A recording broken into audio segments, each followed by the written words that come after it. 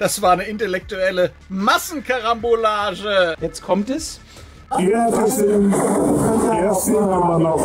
Die Bedeutung des Hermanns ist ganz klar für mich deutsche Einigkeit, deutsche Stärke. Habt ihr noch Würstchen? Ich stehe nur noch für bunt, weltoffen und trans. Also wir werden gerade behindert. Also die nigerianische Scheißhausexpertin, Annalenos Baerbockos. Darf ich alles sagen? Ist völlig in Ordnung. Ich kann das auch alles begründen. Also ich bin offizieller Flüchtlingsheimverhinderer hier. Aber das muss man erstmal schaffen, als YouTuber sowohl von der Außenministerin als auch von der Innenministerin eines Landes angezeigt zu werden. Das gibt's überhaupt nicht. Ich zitiere jetzt nur: aufgedunsene Dampfnudel. Du hattest Krebs. Mhm. Was sind das für Leute? Welche Bedeutung haben sie für dich? Hat es irgendwie deine persönliche Einstellung, die Sicht auf die Welt geändert? 2 Jahre nach der letzten Chemotherapie und Bestrahlung, ich habe gekämpft. Warum? Weil es eine innere Stimme ist, weil es eine Berufung ist, weil ich nicht nachgebe. Ich weiche nie zurück. Ich hatte jetzt die 5. oder 6., meine ich, Krebsnachsorgeuntersuchung. Ich sah teilweise aus wie eine Leiche, so habe ich mich auch gefühlt, aber ich habe durchgezogen.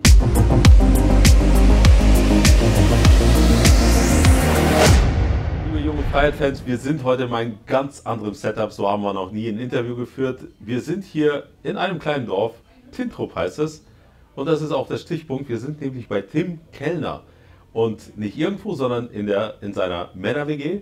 Das ist sogar der Chapterraum, richtig? Ja, offiziell ist das ja hier kein Clubhaus, das ist uns ja verboten worden. Ach so. Insofern würde ich mal sagen, ist das hier ein kleiner Raum, wo Männer zusammenkommen und ein bisschen klönen. Alles klar. Also normalerweise würde ich an der Stelle sagen, herzlich willkommen bei uns. Aber ich muss ja sagen, danke, dass du uns hier reingelassen hast. Freut uns, dass wir hier sein dürfen. Ja, viele Eindrücke, muss ich sagen, haben wir schon. Wir sind hier in einem kleinen Dorf, was eigentlich sehr beschaulich und gemütlich und idyllisch ist, was man so alles von einem Dorf erwartet. Aber heute ist hier richtig Action. Ja, das hat damit zu tun, dass möglicherweise wir, Schrägstrich ich, hier eingefallen sind. Ja. Nein, also vor geraumer Zeit bot sich an, dass wir dieses Objekt hier von einem langjährigen Freund von mir erwerben konnten. Das haben wir auch getan, weil wir als Motorradclub, der gewisse Werte vertritt, seitens der Lokalpolitik überall unerwünscht ist. Und man hat bei jedem Vermieter von uns in den Jahren zuvor also so einen Druck ausgeübt, dass Mietverhältnisse gekündigt wurden und wir letztendlich ja, als finale Notwehr dieses Objekt hier gekauft haben, um endlich mal im besten Deutschland, das es jemals gab, einfach uns gemeinsam als Motorradclub treffen zu können, wobei man das uns ja auch wieder verboten hat. Also wohlgemerkt, es darf hier kein Clubhaus sein, deshalb ist das hier eine Männer-WG, wo sich ein paar Leute eben, die gleich aussehen, treffen. Aber ich habe gehört, hier sollte, oder man hat es gelesen in der Presse, die Stadt wollte es eigentlich erwerben. Was war da los? Ja, das muss man sich mal vorstellen. Als man mitbekommen hat, dass ich hier neuer Besitzer werde, mit anderen zusammen, wollte die Stadt, was es noch nie gab hier, ich glaube mal in den letzten Jahrzehnten, ein Vorkaufsrecht ausüben, um wirklich zu verhindern, dass wir uns hier niederlassen. Und ich muss dazu sagen, ich habe von Anfang an natürlich darüber geschmunzelt, denn es gibt vergleichbar andere Objekte hier, auch im Umkreis, die leer stehen oder leer gestanden haben. Zum Beispiel das Haus gegenüber, wo wir nachher auch noch drauf zurückkommen werden. Aber man wollte partout dieses Objekt erwerben und jetzt kommt der besondere Clou, also der Hauptgewinn auch für die Tintroper Bürger. Man wollte hier ein Flüchtlingsheim stattdessen reinpacken. Und ich habe von Anfang an gesagt, das gibt es mit mir nicht. Und ich habe mein Wort gehalten, also ich bin offizieller Flüchtlingsheimverhinderer hier, aber ich muss abschließend noch sagen, viele Tintrupper hätten lieber ein Flüchtlingsheim hier gehabt, als den Motorradclub Brothers Guard MC, das muss man sich mal vorstellen. Wie ist das Zusammenleben tatsächlich hier mit den Anwohnern? Das Zusammenleben ist, ich will mal sagen, distanziert. Es gibt einige Tintrupper, die hier auch immer wieder gerne hinkommen, die auch höflich sind, die grüßen. Und es gibt aber auch einige, die von der Lokalpresse aufgestachelt uns böse Blicke zu werfen oder bewusst in die andere Richtung gucken, womit wir gut leben können. Denn auf solche Leute lege ich keinen besonderen Wert. Aber man kann schon sagen, dass nicht wenige uns hier eigentlich nicht haben wollen. Wie, gehen wir mal zurück ein paar Jahre, du hast ja aktiv angefangen, irgendwann mal deine Meinung auf YouTube kundzutun, deswegen bist du ja auch so bekannt geworden. Was war der Moment, wo du gesagt hast, ich muss jetzt meine Kamera anschalten und Videos drehen? Ich betreibe ja schon meinen Einsatz, ich will es mal so ausdrücken, für Meinungsfreiheit, für Menschenrechte, für die Freiheit schon über 10 Jahre. Und ich habe damals also täglich Texte verfasst auf Facebook und die dann auch sehr viral gegangen sind. Sehr viele Leute hat das interessiert, vielen hat das gefallen, anderen nicht, so ist es immer. Und mit den Jahren bin ich dann irgendwann quasi regelrecht hingedrängt worden, mal mit YouTube anzufangen. Das war anfangs gar nicht meins. Ich wollte das erst auch gar nicht. Und wer die Anfangsvideos sieht, im Gegensatz zu heute... Sind die noch online? Nein, die sind aus gutem Grund teilweise nicht mehr online. Aber das war schon was ganz anderes. Und ich habe ja damals dann angefangen, auch eher noch holprig, auf YouTube dann meine freie Meinung kundzutun, die wohlgemerkt immer sich im Rahmen der freien Meinungsäußerung bewegt hat und noch nicht mal im Ansatz strafrechtlich irgendwelche Paragraphen auch nur gekratzt hat. Und trotzdem hatte das zur Folge, einfach seine freie Meinung zu sagen, die jetzt wohlgemerkt nicht der gewünschten Regierungsnorm entspricht. Das hat dazu geführt, dass ich ständig gelöscht wurde, zensiert wurde. Auf YouTube vor allem. Auf YouTube. Wie gesagt, einfach, es war immer Hassrede oder sonst irgendwas, völliger Blödsinn. Und irgendwann habe ich dann aus Trotz heraus also eine extreme Position dann eingenommen, indem ich gesagt habe, so, ich bin jetzt hier der Love Priest, Love, Peace and Harmony, fliegt sie alle ein, ich stehe nur noch für bunt, weltoffen und trans. Und das war erstmal eigentlich mehr so provokant und auch entrüstet gemeint, weil ich war schon sauer, dass die mich da immer wegen nichts rausgekickt haben. Aber mit der Zeit hat mir das dann so einen Spaß gemacht, zumal die mir A, nichts können, B, kann ich noch viel treffender zuschlagen. Ja. Und abschließend, ja, nochmal, macht das eigentlich unterm Strich viel mehr Spaß, so zu agieren, als wenn man da irgendwie sauer sitzt und sich über das Weltgeschehen ja, ärgert. Also wir fahren jetzt zusammen zum Hermannsdenkmal mit ungefähr 50 Bikern. Tim führt die Mannschaft an. Es ist auf jeden Fall spannend zu sehen, wie viele Leute doch zusammenkommen aus ganzen Teilen Deutschlands. Ich bin selbst privat auch oft hier am Fuße des Hermanns. Ja. Insbesondere im Sommer nehme ich mir mal gerne die Zeit und fahre genau hier hin und setze mich dann in die Waldbühne, wie gesagt am Fuße des Hermanns, und inhaliere quasi noch deutsche Stärke. Welche Bedeutung hat der Hermann für dich oder der Arminius? Ich muss sagen, ich bin also am Fuße des Hermanns geboren vor circa 50 Jahren. Wir sind in deiner Heimat. Ganz genau, in Detmold. Und auch natürlich die Externsteine. Ja. Das kann alles kein Zufall sein.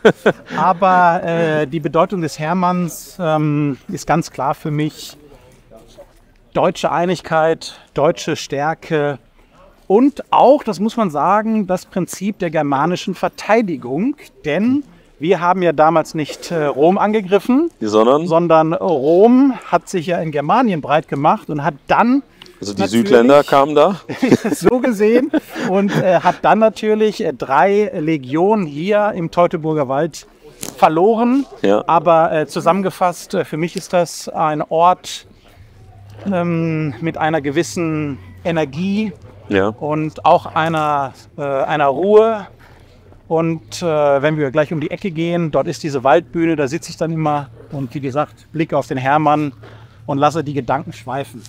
Wir haben ja hier eine große Mannschaft dabei. Wie viele Leute sind jetzt hier? Also ich muss Einspruch erheben, das ist also eine ganz, ganz kleine Mannschaft. So. Wir hatten, unser Rekord war ca. 750 Motorräder, das war bei einer Sommerausfahrt. Heute, denke ich mal, schaffen wir keine 100. Aber ich habe das jetzt auch nicht dementsprechend groß beworben, weil das sollte halt ein kleineres Event heute sein. Also zusammengefasst, nicht so viel los heute. Ja. Aber was sind das für Leute? Welche Bedeutung haben sie für dich? Erstmal sind es Gäste, Freunde, natürlich in allererster Linie meine Clubbrüder von unserem Motorradclub. Aber wir nutzen diese Anlässe, um auch Gäste, Freunde, Zuschauer natürlich einzuladen, dass sie in unserem Kreise gute Gespräche führen, ein paar Bilder auch mal mit mir, Smalltalk. Und insofern, aber das muss ich immer wieder sagen, ein Querschnitt der Gesellschaft. Also aus der normalen, gesunden Mitte, ganz normale Leute, auch jeglicher Herkunft, die halt gerne Motorrad fahren, die natürlich ein kritisches, vernünftiges Denken haben. Und insofern ist das immer eine ganz schöne, homogene Gemeinschaft. Schön, dann gucken wir uns mal an, ob wir auch aus dem Querschnitt der Gesellschaft die Omas gegen rechts später finden. Na, die haben wir schon gefunden. Die stehen nämlich schon unten an der Straßenecke. Und ich meine, Antifa und andere traurige Gestalten haben sich da heute auch wieder eingefunden. Ja. Wohlgemerkt bei einer ganz normalen Veranstaltung eines Motorradclubs, der weder radikal ist, noch extrem, noch sonst irgendwas. Aber heutzutage ist es ja in Deutschland so, wenn du ein bisschen von der erwünschten Meinungsnorm abweichst, dann bist du ja schon gleich radikal oder gesichert sonst was. Also mit Motorradclub verbindet man auch ganz schnell kriminelles Milieu, sage ich mal. Überhaupt nicht. Also kriminell bei uns gibt es nicht. Zumindest also Hells Angels und so weiter. Ja, das sind natürlich aber damit habt ihr, genau. Da haben wir überhaupt nichts mit zu tun. Wir haben weder mit Drogenhandel noch mit Türstehergeschäfte. Mit dem Ganzen haben wir nichts zu tun.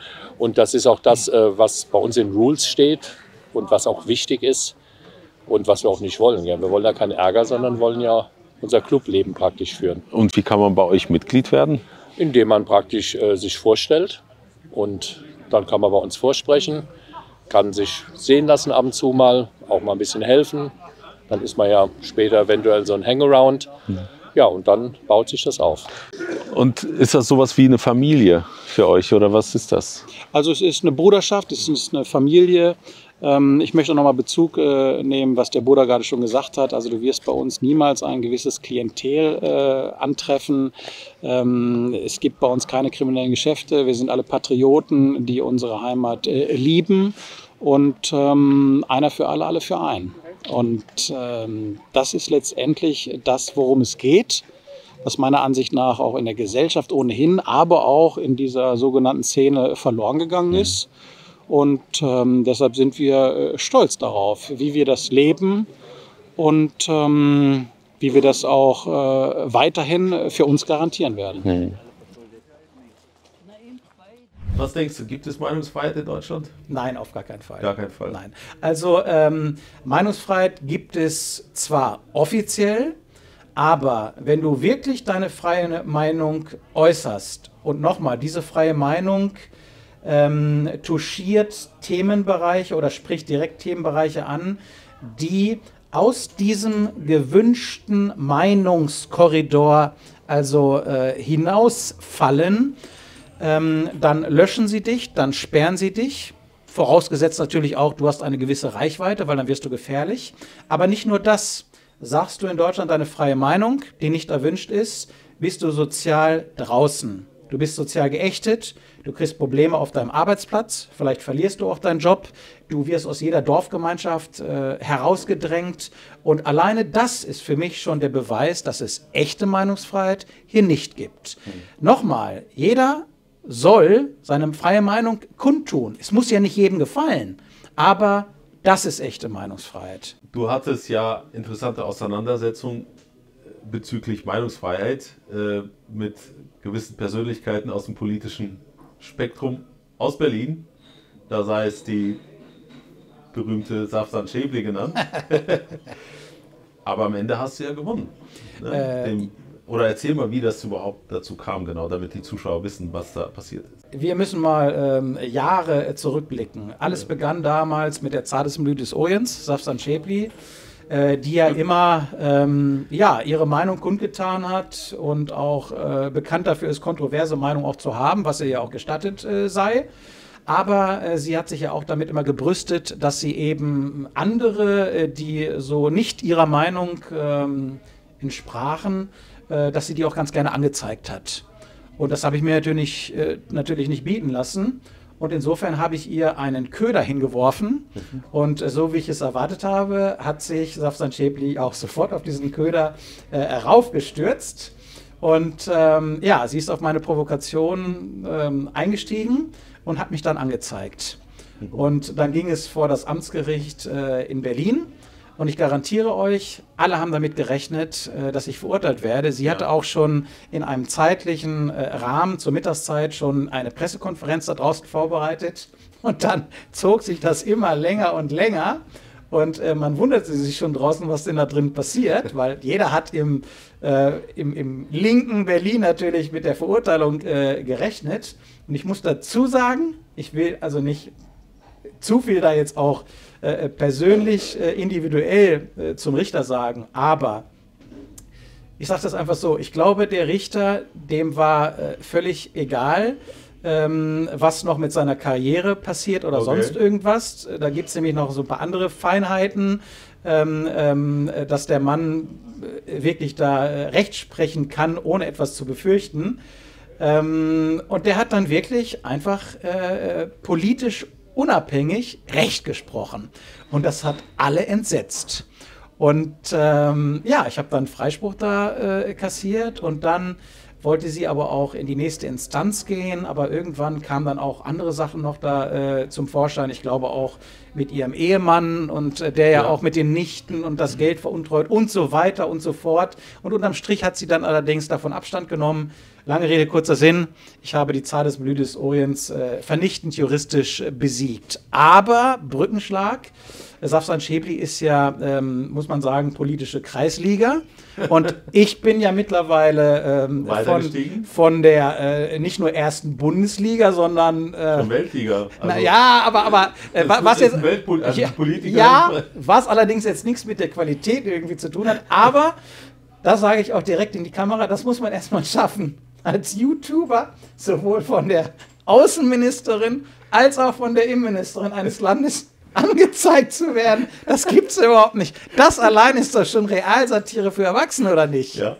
Also wir haben tatsächlich auch mal eine Statistik aufgeführt bei der Jungen Freiheit und da sind dieses Klientel, also diese Parteien vor allem sehr weit vorne dabei, diese Minister, andere Leute zu verklagen. Also ja, ein Hoch auf die Meinungsfreiheit, würde ich sagen. Danke. Ich muss trotzdem noch auch nachschicken. Also die nigerianische Scheißhaus-Expertin, Annalenos Baerbokus, darf ich alles sagen. Ist völlig in Ordnung. Ich kann das auch alles begründen, aber hat gegen mich verloren. Und ich sollte die hat auch verloren. Ja, die hat auch verloren. Ich sollte ja erst, ich glaube, es waren 8 Monate Gefängnis habe ich für einen lustigen kleinen Clip da kassieren sollen. Das muss man sich mal vorstellen. 8 Monate? 8 Monate Haftstrafe. Dagegen bin ich vorgegangen. Das war ein Strafbefehl, der gleich rausgeschickt wurde, ohne Anhörung. Wie gesagt, dann davor vor Gericht, habe auch gewonnen. Aber, jetzt kommt es, man hat mir wirklich, ich habe mittlerweile, glaube ich, irgendwie 200-300 Millionen Videoaufrufe. Und in dieser ganzen Zeit hat man es in einem Fall geschafft, mich vorerst zu verurteilen. Jetzt kommt's. Die Linksextremistin Faeser hat es geschafft, bis dato mich wegen der folgenschweren, übelsten Beleidigung ranzukriegen, das muss man sich mal vorstellen. Wie gesagt, es ist ein laufendes Verfahren weiterhin. Es ist also noch nicht rechtskräftig, weil ich Berufung eingelegt habe. Es geht jetzt vor das Oberlandesgericht in Hamm und danach vielleicht auch vor das Bundesverfassungsgericht. Aber nochmal, man darf Frau Dr. Weidel eine Nazischlampe nennen. Genau. Man darf ganz andere Sachen noch sagen. Das ist alles völlig in Ordnung. Aber wenn man zur Linksextremistin Faeser aufgedunsene Dampfnudel sagt, dann kann man sich sicher sein, dass man in diesem... Dass man zumindest vor Gericht... Und auch verurteilt wird. Ich bin ja jetzt, wie gesagt, Amtsgericht verurteilt, Landgericht verurteilt und jetzt geht es vor das Oberlandesgericht in Hamm. Aber nochmal, zurücklehnen, Show genießen. Ich sehe das alles als Chance und werde das natürlich durch alle Instanzen zur Not bis zum Europäischen Gerichtshof durchfechten. Okay, bleiben wir dran auf jeden Fall. In dem Zusammenhang fällt mir ein, glaube ich, Habeck ist derjenige, der die meisten Leute anzündet. Der Hühnerzüchter. Dann haben wir ja auch das Flinten-Vibe. Ne? Ich sage ja immer, Agnes Flagg Trümmerfrau. Aber da darf jetzt auch, eine Solingerin darf sie jetzt auch als Flinten-Vibe bezeichnen. Die hat ja auch richtig da so einen monetären Anspruch, glaube ich, auch entwickelt mit diesen ganzen Klagen und Abmahnungen. Die verdient da, glaube ich, Geld richtig mit. Ach so, ja. Ja, sehr unterhaltsam, muss ich auf jeden Fall sagen. Aber es ist ja eigentlich ein ernstes Thema. Wir versuchen die Meinungsfreiheit irgendwie noch zu verteidigen. So sehe ich dich auch als Kämpfer der Meinungsfreiheit. Speerspitze. Das ist Speerspitze, ganz weit vorne. Und das klappt wohl scheinbar in Deutschland nur noch mit Satire. Ist das nicht eigentlich, ja, ernst genommen, ein Riesenproblem, was wir haben in der Gesellschaft? Ja, und selbst mit Satire klappt es ja teilweise auch schon nicht mehr. Und ich kann sagen, das bin ich jetzt privat. Aber der Love Priest ist ja eine Kunstfigur. Und das beinhaltet wirklich par excellence jedes Attribut, was eine Kunstfigur erfordert. Ich habe eigene Comics, ich verkaufe eigene Merchandise, ich habe einen Buchverlag. Alles das zusammen, wirklich eine Kunstfigur in reinster Form, die zudem noch Satire betreibt. Wohlgemerkt Satire und Kunstfreiheit. Und selbst da wollen sie jetzt rangehen. Und das ist für mich ein Indikator oder auch der Beweis, wie weit es schon gekommen ist.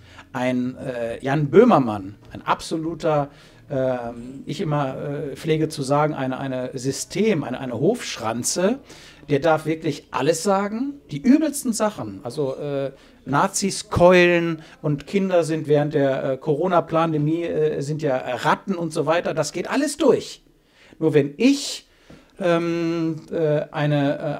meine Satire auslebe in Kunstform, die gar nicht darauf abzielt, Menschen irgendwie zu verunglimpfen oder zu denunzieren oder umzubringen oder sonst irgendwas, da geht man richtig gegen vor. Die Polizei hat uns begleitet, weil größere Ausfahrten in der Regel immer genehmigungspflichtig sind und beantragt werden müssen. Und wenn wir in der Regel viele Motorräder haben, dann sperren die Strecke ab, damit dann keine Verkehrsbehinderungen aufkommen. Wir sehen ja jetzt hier auch eine Art Fan-Versammlung. Ja, das sind keine. Omas gegen rechts haben wir gesehen. Omas gegen rechts, andere lustige Gestalten. Wobei, ich muss dazu sagen, ja, das sind feste Unterstützer, aber wir legen schon Wert auf gepflegtes Äußeres. Und insofern müssen wir da wie Diskotheken auch eine gewisse Gästeselektion betreiben. Und diese Leute haben es leider nicht geschafft. Okay, wir können ja uns mal drehen zum Publikum, also quasi da kommt wieder einer mit. Da kommt wieder einer mit Tagesmut. Da kommt wieder einer mit Tagesmut. Wir wollen öffentlicher Raum hier, das freies Land. Der Handschuhe ist auch kalt. Wieso denn? Hast du Angst? Hast du Angst, auf den Grill zu kommen? Ich frage dich doch.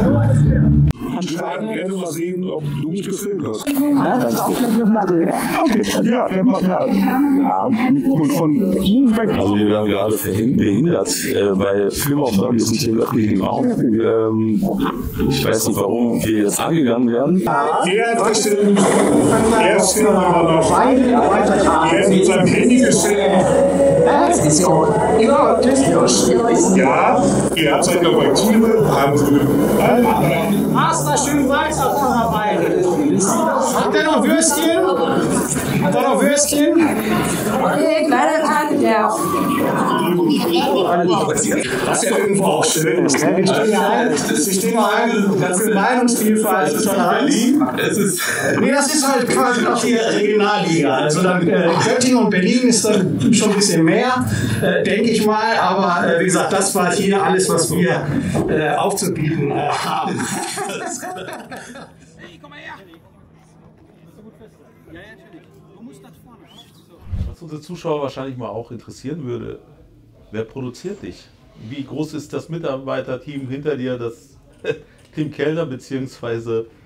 die Satirefigur den Love Priest produziert?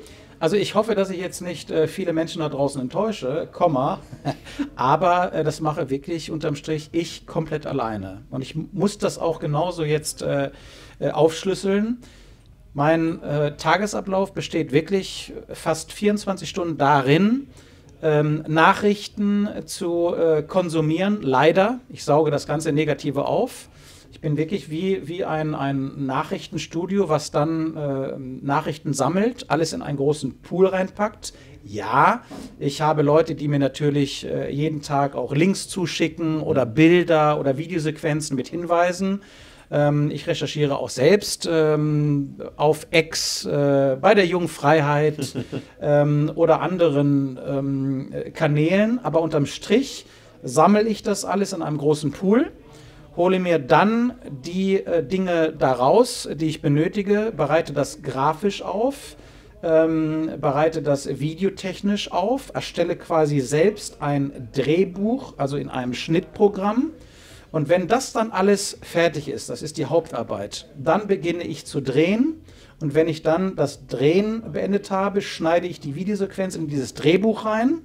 Dann wird alles fertig gerechnet, dann ist das Produkt fertig. Dann wird es hochgeladen, dann werden noch die Titelbilder und die Texte von mir kreiert und entworfen.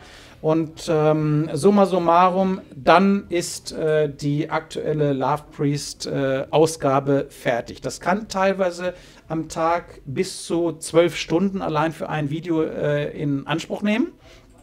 Deshalb, ich habe eigentlich gar kein richtiges Leben mehr. Ist ja ein richtiger Arbeitsalltag. Ich verwehre mich davor, das Arbeit zu nennen. Es ist für mich eine Berufung, es ist eine Aufgabe. Ich hatte auch nie den Anspruch, da irgendwie mit Geld zu verdienen oder es erfüllt mich mit Freude und das ist auch Sinn und Zweck der Sache. Ich sehe mich als Patrioten, ich sehe mich als Aufklärer. Wenn ich Leuten in diesen schwierigen Zeiten die Laune aufheitern kann, gleichzeitig noch sie aufklären kann und etwas für mein Land tun kann, alles das zusammen, das betrachte ich dann als meinen Lohn. Das ist ja ein Jackpot fast. Ja, kommen wir mal vielleicht zu deinem Leben vor der YouTube-Geschichte. Du warst Polizist. Ja. Lange Zeit, ich weiß nicht, wie lange warst du Polizist? 10 Jahre. 10 Jahre. Hat dich das irgendwie geprägt auch? Du siehst jetzt, dass die Kriminalität explodiert. Was hast du da noch damals mitbekommen? Und wie ist der Zustand heute? Ja. Man glaubt es ja kaum, aber ich war vor meiner Zeit als Polizist, ich bin gelernter Bankkaufmann bei der Dresdner Bank. Ich war davor bei der Bundeswehr und habe mich dann bei der Polizei beworben, weil mein Vater auch Polizist war. Und bin dann genommen worden, habe dann das Studium für den gehobenen Dienst durchlaufen, war dann Streifenpolizist, war kurzfristig auch dann beim SEK Bielefeld in der Ausbildung, dann wieder zurück in den Streifendienst. Insgesamt 10 Jahre war ich bei der Polizei, war auch dann zum Schluss oder danach ein paar Jahren Beamter auf Lebenszeit. Und dann begann es bereits, dass intern wenn du nicht komplett in der Spur läufst, kriegst du Probleme. Das fing damals schon an, aber das würde jetzt noch weitere Stunden füllen. Ich möchte deshalb auf deine Frage jetzt mal zurückkommen.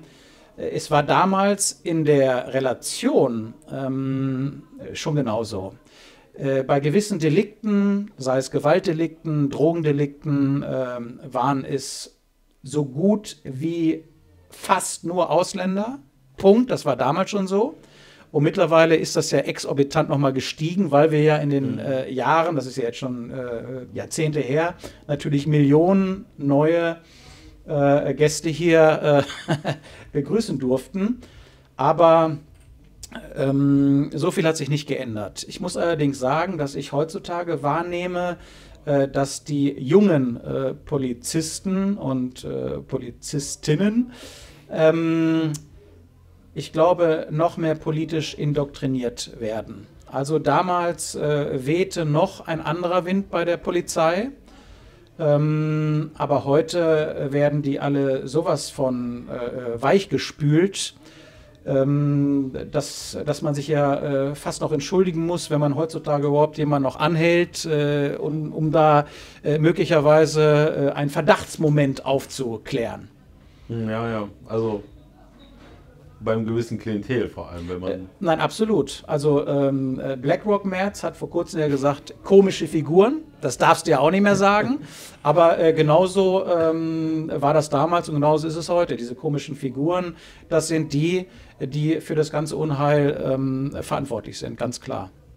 Wir haben in NRW ja auch eine ganz kuriose Situation, meiner Meinung nach. Wir haben eine konservative Regierung, eine CDU.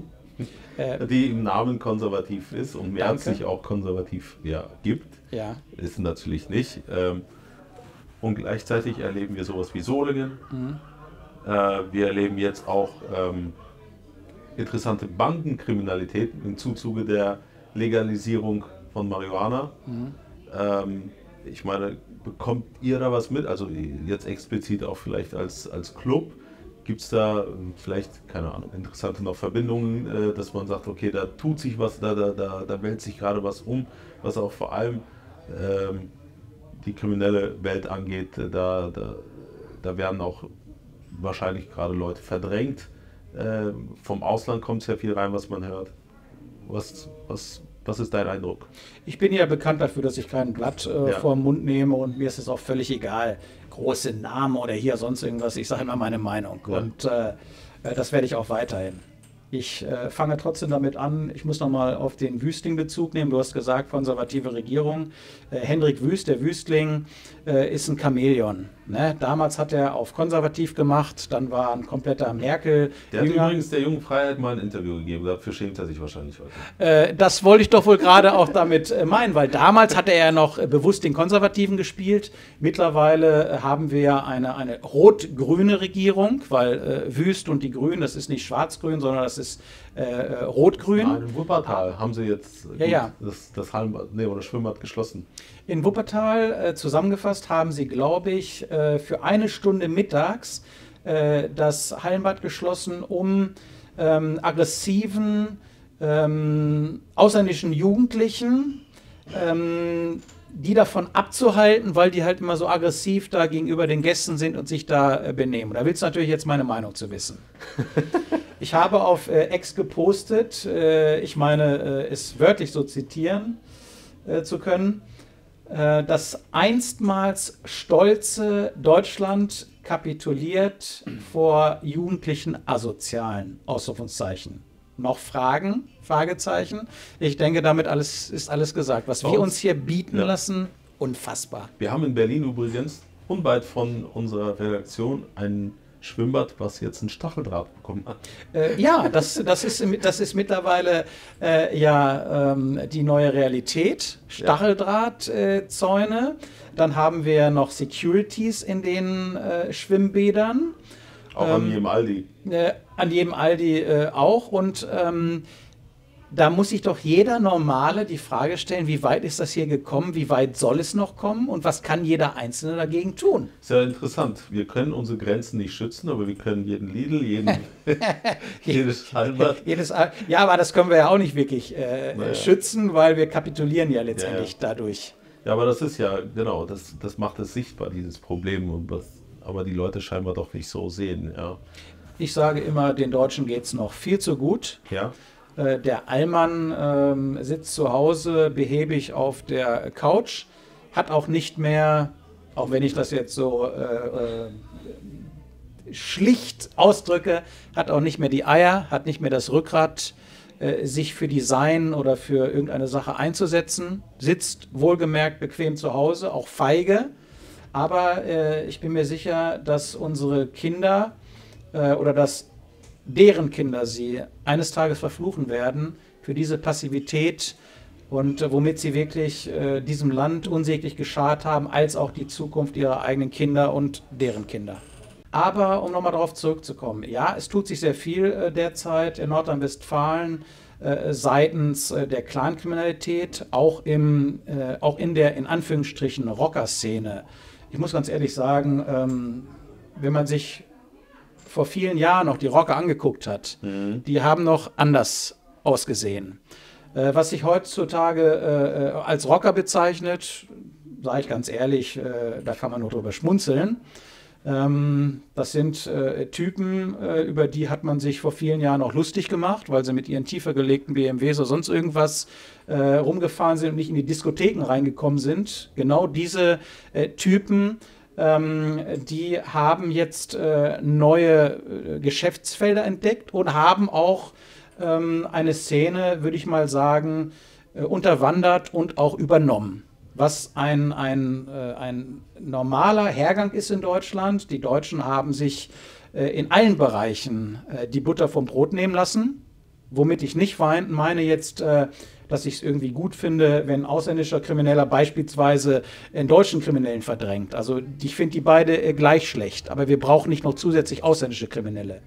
Aber Beziehung und Verbindung sage ich ganz klar nein. Wir wollen mit diesen Leuten nichts zu tun haben. Wir sind ein deutscher Club, wir sind in Deutschland gegründet. Es wird in diesem Club niemals eine gewisse Klientel geben. Es wird in diesem Club niemals kriminelle Geschäfte geben, keine harten Drogen. Wollen wir nicht, distanzieren wir uns von. Wir sind Patrioten und wir stehen für die Gerechtigkeit auch ein.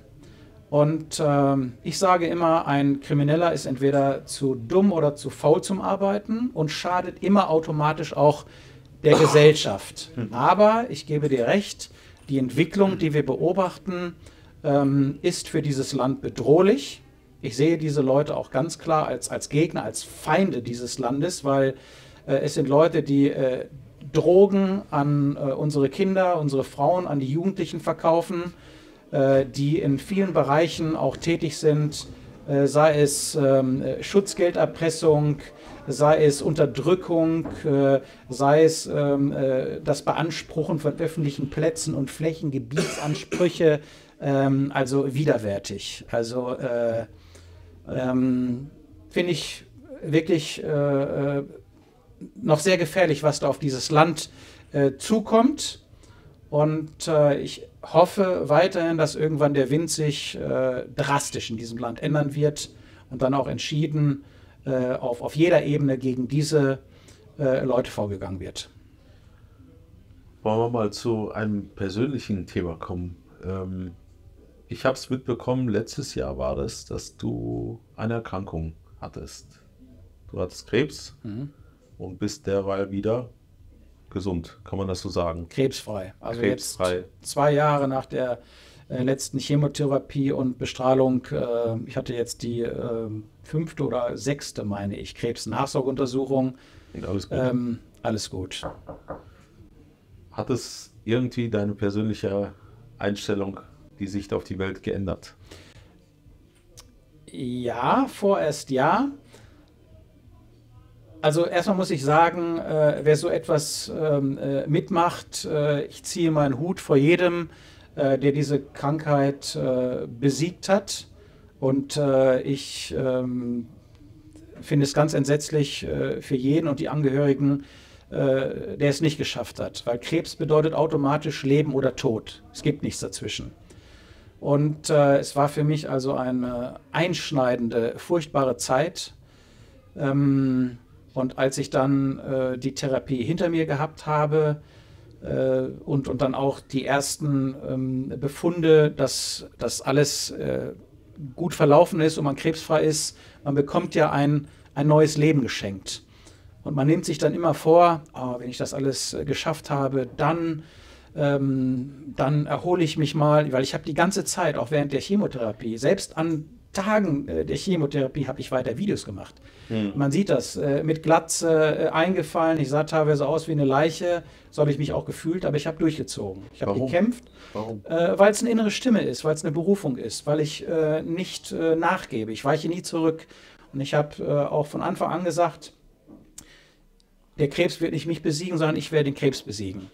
Und ich werde mich so wenig wie möglich einschränken oder verändern. Ich habe auch möglichst lange noch auch Sport betrieben, aber das muss ich ehrlich sagen, nach der 5. Chemo bin ich eingebrochen. Also das war wirklich, nach der 5. ging es mir sehr schlecht, nach der 6., wo ich da rausgekommen bin, da sah ich wirklich wie ein Toter aus. Aber ich habe trotzdem weiter durchgezogen. Aber um nochmal das zusammenzufassen, so etwas verändert einen.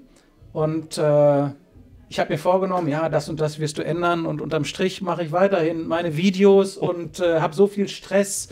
Aber irgendwann wird der Tag kommen, wo ich mich mal ein bisschen zurücknehme und wo ich auch Dinge mache im Leben, auf die ich lange schon verzichtet habe. Vielleicht mal Urlaub oder einfach mal das Ganze ausblenden. Mal ganz privat gefragt, wovon lebst du? Also wenn du jeden Tag 12 Stunden Videos machst? Ich muss dazu sagen, ich habe schon viele Bücher geschrieben. Ich habe also durch Buchtantiemen, dann habe ich natürlich einen großen Shop im Hintergrund, wo ich meine Merchandise-Artikel verkaufe. Und ich bin jedem da draußen natürlich dankbar, der mich unterstützt. Die Leute kriegen ja auch was dafür, kriegen tolle T-Shirts, Bücher, Aufkleber. Also alles das zusammen lässt mich also meine Miete zahlen oder mein Essen. Das ist doch, ja. Ja, der größte YouTuber würde ich sagen, glaube ich, unter alternativen YouTubern. Da gibt es einige, die schon nah an den Fersen sind.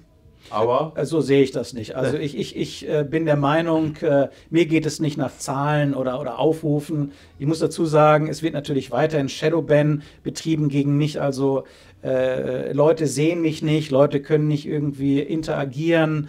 Die Reichweite wird eingeschränkt, aber es geht mir jetzt nicht um die Zahlen jetzt, es geht mir darum, Leute aufzuklären, und ich finde es klasse, jeder andere YouTuber, egal ob vor oder hinter und auf Fersen, zählt alles nicht. Jeder, der dazu beiträgt, Leuten die Augen zu öffnen, auf seine Art und Weise, finde ich klasse und steht auf der richtigen Seite. Ja, erstaunlicherweise sind im ersten Stock jetzt die ganzen Fenster zugeklebt, aber der sorgfältige Betrachter erkennt, dass im äußersten und im anderen Fenster außen kleine Sichtschlitze noch aufgelassen wurden. Und da liegt natürlich der Verdacht nahe, dass man hier abfilmen will, ne? Also Leute irgendwie erfassen möchte, wahrscheinlich mit antifaschistischem Hintergrund, also beziehungsweise die Antifa will wahrscheinlich hier Leute aufzeichnen, um die dann nachher öffentlich zu brandmarken. Wir können uns das gleich mal angucken. Und ausgerechnet, wie gesagt, seit gestern zufälligerweise. Kritiker würden ja sagen, okay, hier sind Anwohner, die nicht belästigt werden wollen, aber es ist leer, richtig? Also das Haus wurde schon vor vielen Monaten verkauft, steht also leer. Und deshalb stellt sich auch die Frage, wer gibt da die Schlüssel raus? Wer hat ein Interesse, dass da möglicherweise raus gefilmt wird? Und ich sage das ganz klar und deutlich, irgendwann ist mal gut, ne? Das ist hier eine Privatsphäre. Hier sind auch Gäste, die wollen auch gar nicht irgendwie gefilmt werden und auf irgendwelchen Antifa-Seiten möglicherweise erscheinen. Und da beweitet es sich wieder. Wir verhalten uns hier absolut ruhig, aber die Aggression und das Rumsticheln geht halt immer von anderen aus. Wir haben ja heute hier eine Grillparty. Die ganzen Menschen, die das hier zusammengekommen sind, haben sie dich wirklich nur über YouTube kennengelernt oder über deine öffentliche Auftritte? Oder wie hast du die ganzen Leute hier in das Dorf gekriegt? Also heute sind ja noch verhältnismäßig wenig da. Ja. Bei unserer letzten Sommerparty hatten wir fast 3000. Hier im Dorf? Nein, da müssen wir eine andere Lokalität anmieten. Es ist ein richtiges Partyareal, ein großes, was wir dann anmieten, um das auszurichten. Heute ist, wie gesagt, nicht so viel los, aber die meisten Leute, also die absolute Mehrheit, die kommt eben über YouTube. Und Mensch, ich kenne dich doch von YouTube, ich gucke alle Videos und toll, dass wir dich mal persönlich kennenlernen. Und ich sage dann auch immer, schön, dass ihr da seid, toll, dass ich euch mal persönlich kennenlernen kann.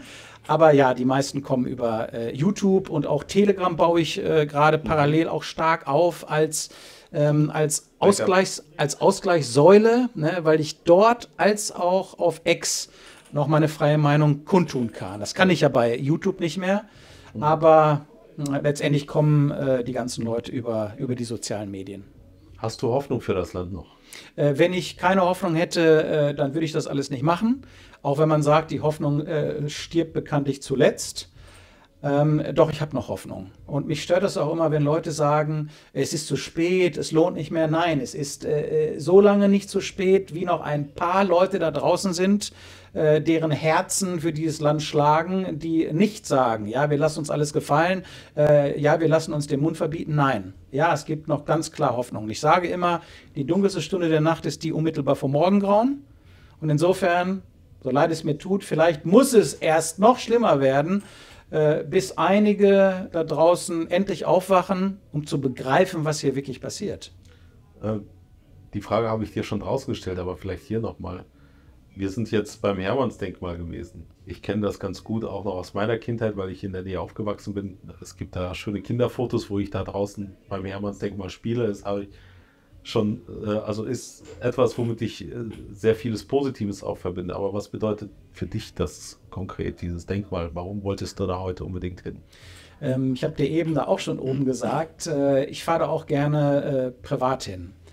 Wenn das Wetter gut ist, im Sommer fahre ich dorthin, setze mich dort in die Waldbühne am Fuße des Hermannsdenkmals. Es hat eine ganz, ganz besondere Außenwirkung, es ist eine besondere Chemie. Dieses Denkmal hat eine ganz besondere Aura. Ich sehe dort wirklich noch den deutschen Geist der Stärke, der Ehre, der Einheit. Und ja, ich habe immer gesagt, vereint die Stämme. Das ist das, was Deutschland braucht. Und genau das hat damals Arminius, Hermann der Cherusker, ja auch getan. Er hat die Stämme vereint gegen das imperialistische Rom, das uns ja angegriffen hat. Ich bin in Detmold geboren, am Fuße des Hermannsdenkmals quasi. Unmittelbarer Nähe auch von den Externstein. Ich habe schon mal gesagt, das kann alles kein Zufall sein.